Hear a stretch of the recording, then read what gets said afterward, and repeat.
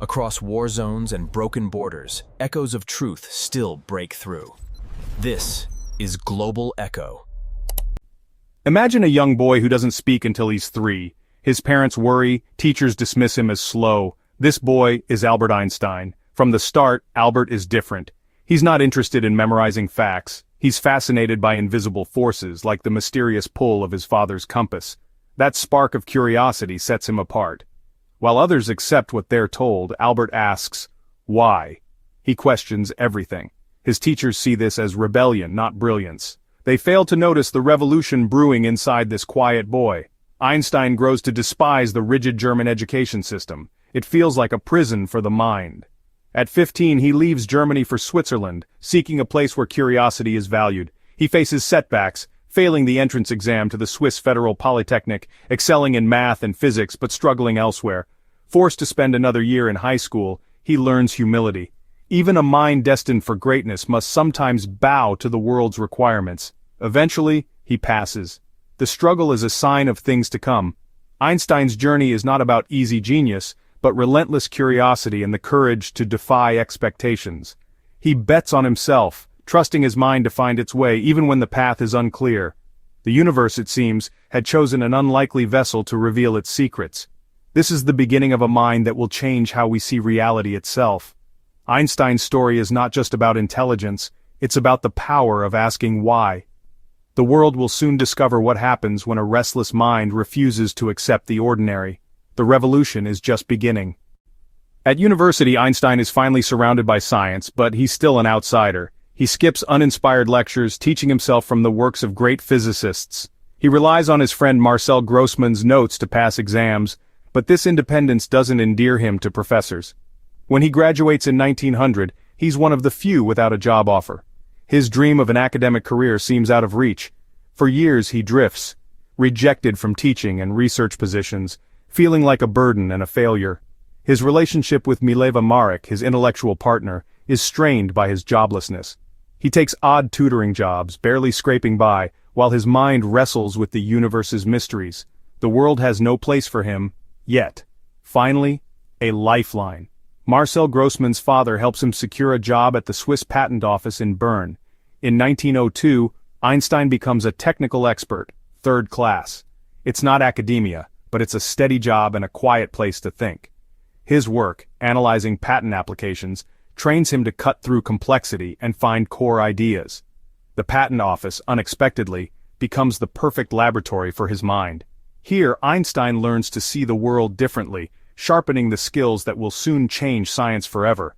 The wilderness years are over. The stage is set for a revolution. Sometimes the path to greatness runs through the most unlikely places. Einstein is ready.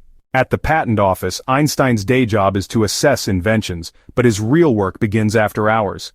With only his mind, paper, and pen, he explores the mysteries of the universe. He forms the Olympia Academy with friends, debating science and philosophy in his spare time. In 1905, his miracle year, Einstein publishes 4 papers that shake the world.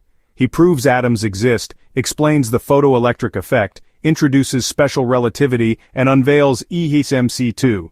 Mass and energy, he shows, are two sides of the same coin, unlocking the power of the atom. The scientific community is stunned. Who is this unknown clerk? Suddenly the world takes notice. Einstein is offered a professorship. The years of obscurity are over. From a quiet desk in Bern, Einstein rewrites the laws of reality. His journey from outsider to revolutionary is complete. The universe, once silent, now speaks through his equations. The world will never be the same. As experiments confirm his theories, Einstein becomes a global icon, his wild hair and thoughtful eyes recognized everywhere. But fame brings misunderstanding. The public sees a wizard, not a man of deep convictions. Einstein is a passionate pacifist, horrified by war, and outspoken against nationalism. The rise of the Nazis in the 1930s makes him a target. His theories are denounced, his life threatened. Visiting the US when Hitler comes to power, Einstein never returns to Germany. His home is ransacked, his books burned. He becomes a refugee, settling at Princeton's Institute for Advanced Study.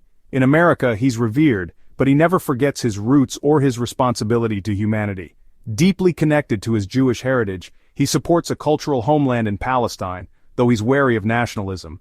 Einstein uses his fame to advocate for civil rights and warn against nuclear weapons, his own discoveries having made them possible. He becomes the conscience of the world, speaking for justice and compassion. More than a scientist, he's a symbol of hope and moral courage. His unique position gives him immense influence, and soon, it leads to the most surprising offer of his life.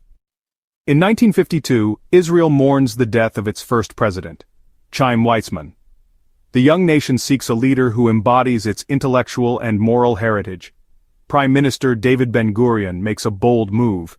He offers the presidency to Albert Einstein. The offer arrives at Einstein's quiet Princeton home, a ceremonial role but a powerful symbol. Israel wants the world's greatest Jew as its president, a testament to resilience and intellect. Einstein is deeply moved. He feels a strong connection to Israel and understands the gesture's significance. The world waits. Will the man who redefined space and time step onto the stage of politics? Einstein faces a dilemma.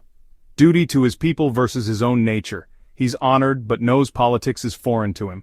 Accepting might betray his true self. Refusing could disappoint those who admire him.